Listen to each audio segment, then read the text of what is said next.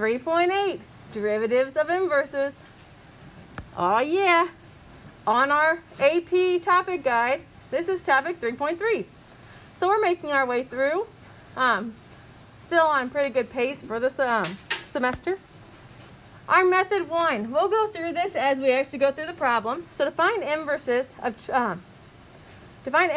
derivative of inverse functions is how I should say that. There are 3 main methods. There's really only one that applies to like every case. We're going to work through the first 2 cases, and then you're going to see the one that's kind of like a can do any type method.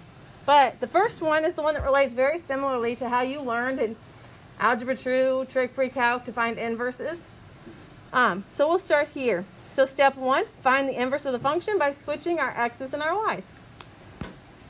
So the first one again is interchanging x and y, solving for y.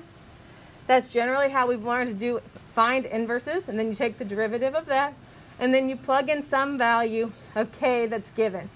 K is just an x value that they gave. So in our first problem, our first example, it says x equals 4. That's your k value. That's what they're referencing. It's just the notation used. Just because you're switching x's and y's as you go, that keeps it from being where you think you might be plugging in that 4 in earlier. So just make sure you're keeping that in mind. So we have our first example, f of x equals x squared when x is greater than or equal to 0. This makes sense because if we had where it was the domain was not restricted, is how I should phrase it, we'd still have, that's not a line. Okay, our graph would look like this. And we know that that's a function, but it would not have an inverse, right? Because it fails that horizontal line test. So we restrict the domain to where it's just going to be x greater than or equal to 0, so that way we would be able to have an inverse. So I just want to make sure that you're seeing that happen and understanding why that was restricted. It's been a while. But as we go through this, what we do is we make our f of x a y. You rewrite your original. Then you switch your x's and y's.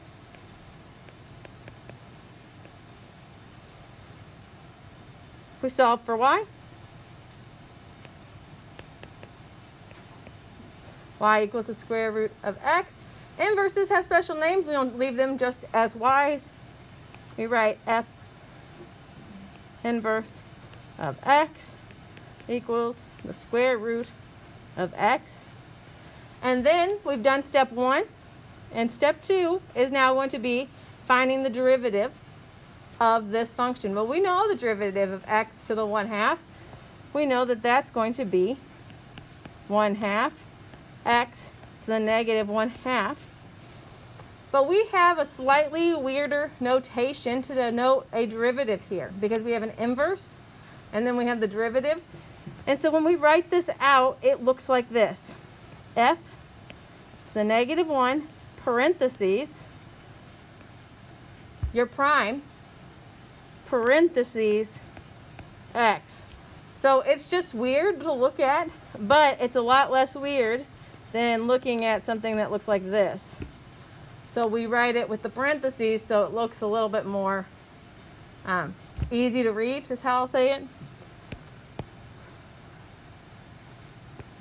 Okay, so that's step 2. I could write these out so we identify each step. Step 1, step 2. So step 2 is finding the derivative of that inverse. And step 3 is where you plug in the value of k. Well, k is the x value that's given, and that is just going to be 4. So step 3, and we see here that's f inverse prime of 4 equals 1/2 times the square root of 4. There we go. And we know that the square root of 4 is 2. This gives me 1/4. So I will write it one more time.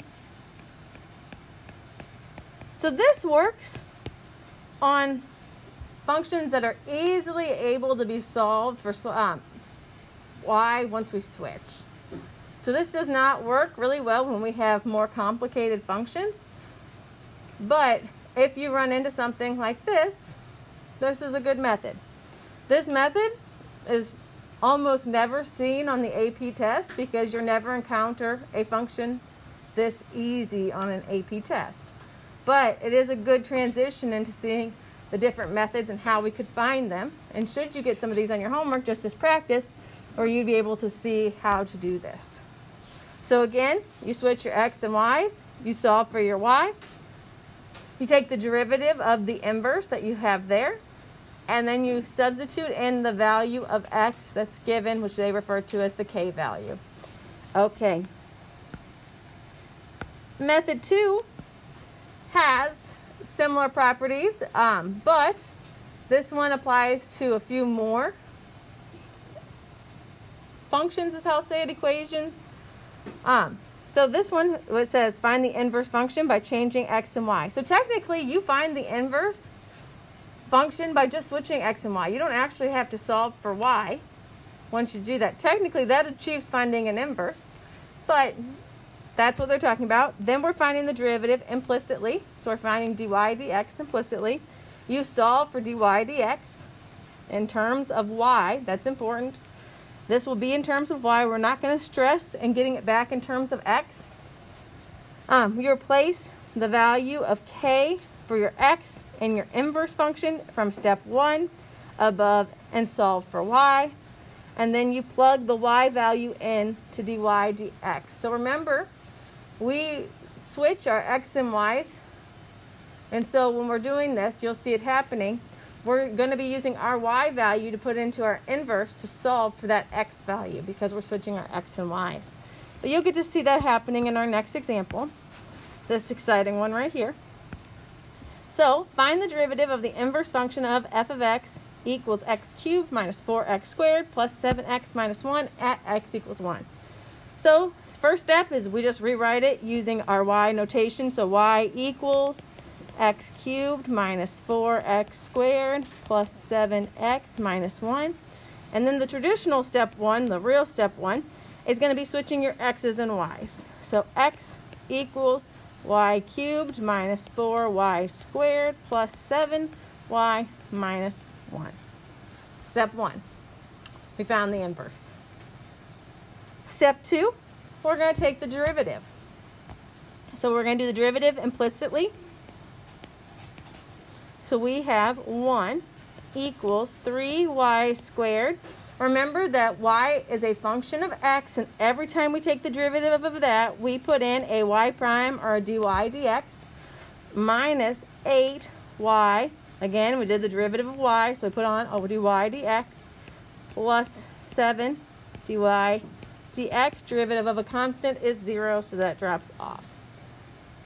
Step 3 says we're solving for dy dx. So we're going to factor that out of our right-hand side. So step 3, we have 1 equals dy dx times 3y squared minus 8y plus 7. I'm going to give you a second to make sure I'm not going too fast. We're going to solve for dy dx. So I have dy dx equals, and then I'm dividing over the stuff in the parentheses. 1 over 3y squared minus 8y plus 7. Step 4 is where we're going to find that x value we're going to use. So replace the value of k for x in your inverse from step 1 and solve for y. So step 4 is where we go back to step 1. I'm going to put a box around step 1 so you can see right here. And you are going to put in the value of x. Our value of x is 1 in for x. So I have 1 equals y cubed minus 4y squared plus 7y minus 1. And now is a good time for us to use our calculator. So there's 2 strategies to putting this into your calculator. The first one is putting in 1 as a function. So y1 equals 1 and y2 equals everything on your right-hand side. The second strategy is where you just subtract over your 1 And then you'd have y cubed minus 4y squared plus 7y minus 2. In the second option, you're looking for where it crosses the x-axis, so where it's going to be 0. For the second one, you're putting in where you're going to have, where they're going to intersect. As you put this into your calculator, it's okay to put these in and should work with x squareds or x's instead of y's into your calculator. So take a second and let's. We have f inverse prime, and we put our x value in here because technically we're finding the x value of 1. But when we're doing this, we're actually plugging in our y value because it's the inverse.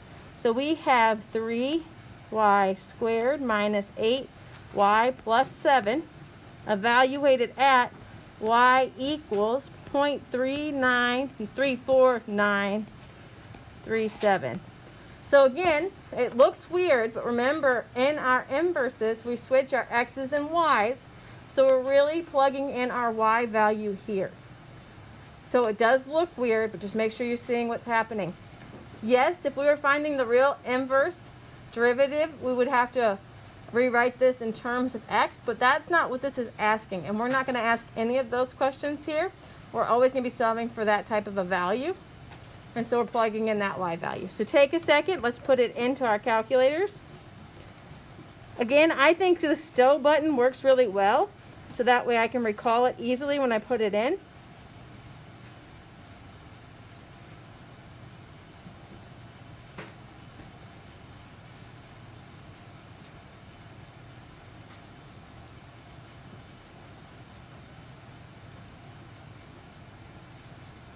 Okay, when I put that into my calculator, I got it to be approximately, and then I had 0.21876.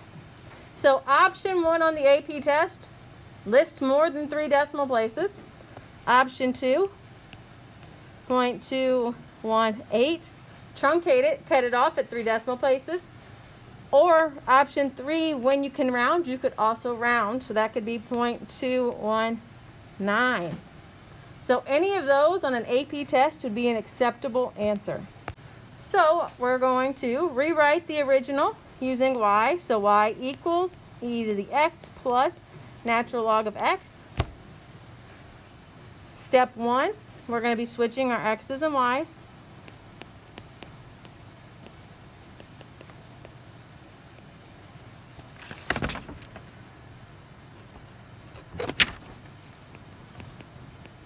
Step 1. Okay, step 2, we're going to find dy dx by doing implicit differentiation. Step 2, 1 equals e to the y, because the derivative of e to the x is e to the x. Same thing with e to the y is e to the y. But you tack on your dy dx because it is a chain rule, because y is a function of x. And then we move on to our next one. And we have 1 over y times dy dx. Again, you could use y prime for your notation here. That's not really a big deal, but you did not have to. Step 3 says we're going to solve for our dy dx. So I have 1 equals dy dx e to the y plus 1 over y. Thank you so much. And then here, on my next step, I'm just going to rewrite this. So that way my dy dx is on my left-hand side. I divide over by e to the y plus 1 over y. So step 4 is where we replace our x value, which is our k value here for x. So step 4 is where we do 3 equals e to the y plus the natural log of y. And once again, this requires us to do this in our calculator. So you have the option of doing 2 functions again, 3 in your y1 and your y2, e to the y plus the natural log of y. Or you could subtract it over and you'd have e to the y plus the natural log of y minus 3. and look for where it's crossing that x-axis. Thank you so much. I like the two function approach, but that's just me. You did not have to keep it there. E. So take a second, put these in.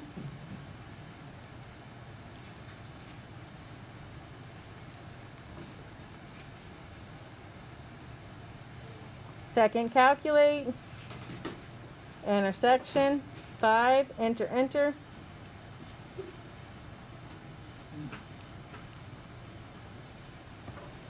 Okay. With my calculator, it's all right, use calc. I have y is approximately 1.07440006. Okay, so we're going to rewrite this for our step 5. So step 5 is where we write it out with the F inverse prime notation. So remember, that's that fun looking notation, but instead of x, we're going to plug in our value of k, which is 3, equals, again, we keep this in terms of y because we're just going to be substituting in values. So we have 1 over e to the y plus 1 over y evaluated at y equals 1.0744. You don't really have to do the 006 because that's so much further out there with those two zeros. Let's take a second and put that into our calculators.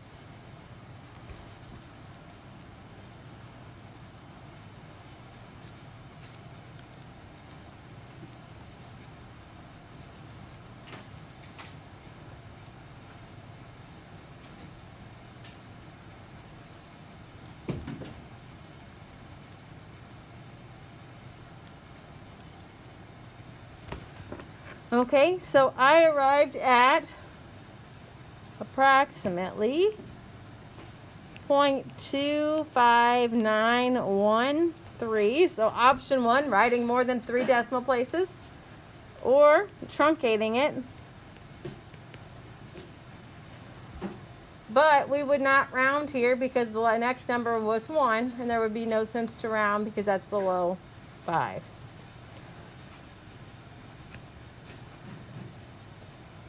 Method 3, this is kind of a catch-all. You can use this almost every time, and it's considered to be the most efficient way to solve for this. So again, on your homework, we're working through different methods because sometimes one might be a little easier than the other, but generally this one is the most efficient.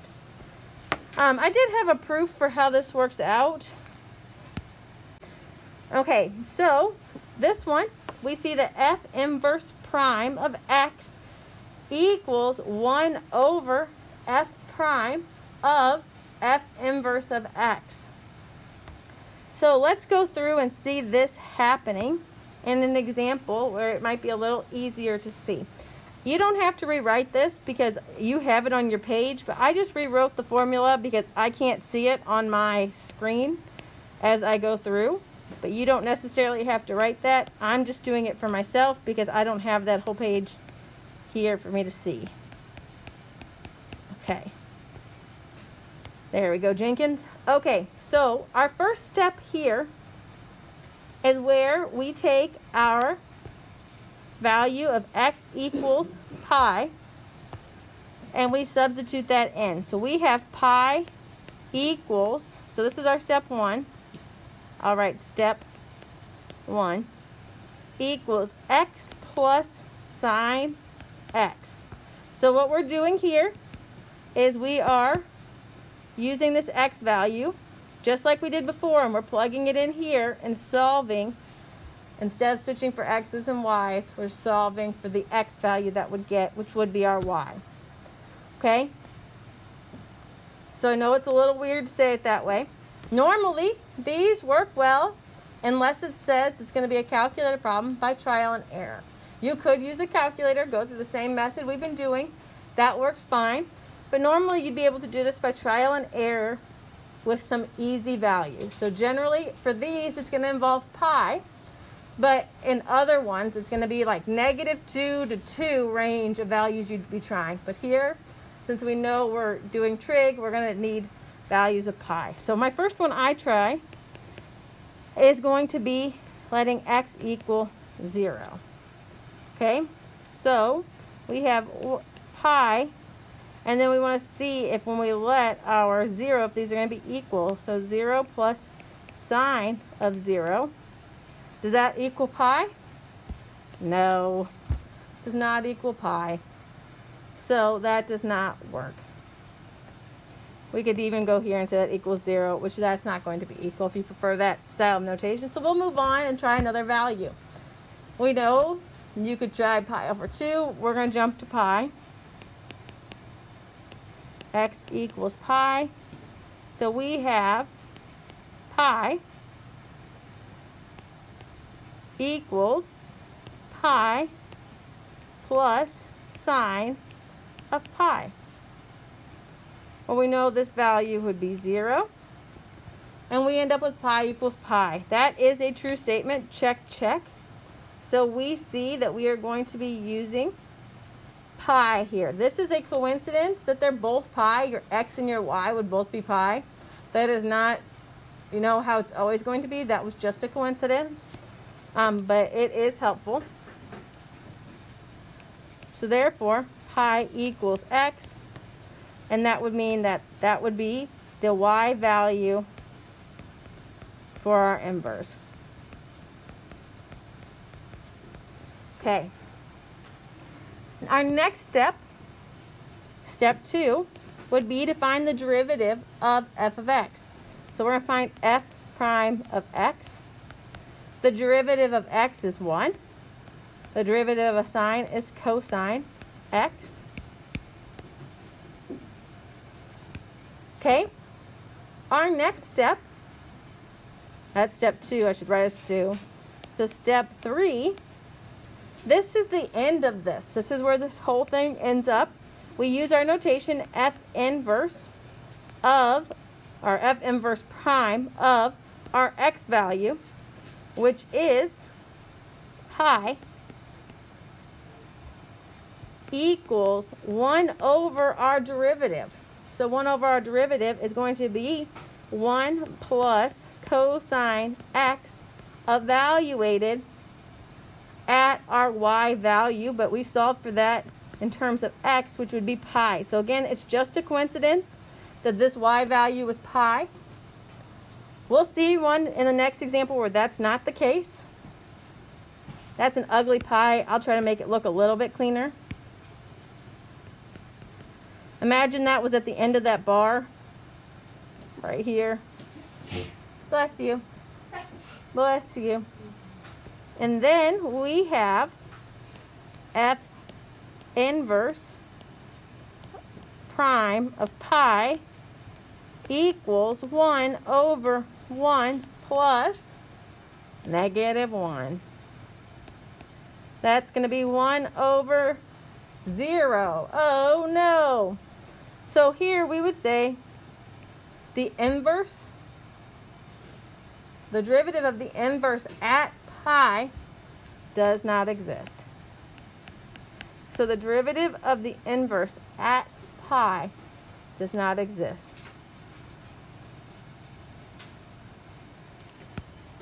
Starting here, let's start with number 1. Step 1. We have where we now put our x value in for your y, and you're going to solve for x. So again, what's happening here is we're essentially solving for y. Okay, this again is normally something that's pretty easy to do, but sometimes it's not, and you had to put it into your calculator. Here we can do it by trial and error. Again, I told you generally that would be ranges between -2 to 2. I started with trying x equals 0. So when x equals 0, I get 3 equals -1. That's not true. So I moved over to trying x equals 1. So I have 3 equals 1/4 plus 1 minus 1. 3 does not equal 1/4. I moved over to 2. X equals 2. 3 equals 1/4 times 8, because 2 cubed, plus 2 minus 1. This gives me, 4 goes into this 2 times, so I get 2 plus 2 minus 1. That gives me 3. So we see that this method, or this works. Again, you could have put this into your calculator, but this could show up on an AP test in a non-calculator section, and this is the method you'd have to go through. So we now know our y value here is going to be that 2. So that x equals 2 is what comes out of this section. So that's what you're going to plug in your final step.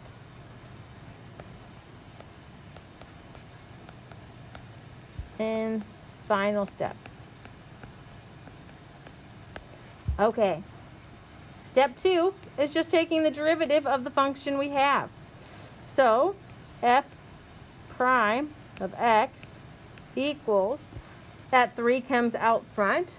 I have 3 over 4x to the 2 plus 1. We found our derivative. And then our final step, step 3. We have f prime, or inverse, f inverse prime of the x values, what we put here.